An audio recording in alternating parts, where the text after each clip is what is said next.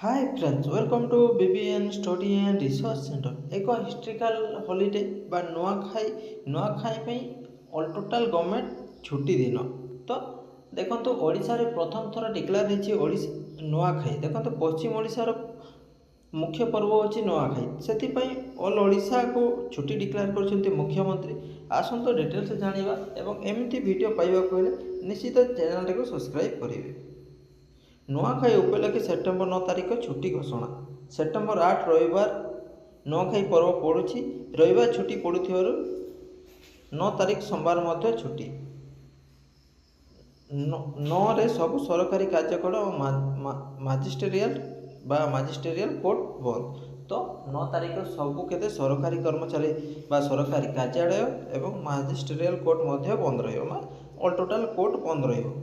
तापर देखो समस्त शिक्षानुष्ठान बंद रहा नहीं सूचना जारी।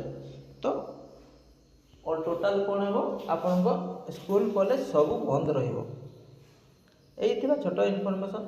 वीडियोटी केमती लगा निश्चित कमेंट माध्यम जनइबे और भल लगी चैनल को सब्सक्राइब करेंगे। Thank you, thanks for watching.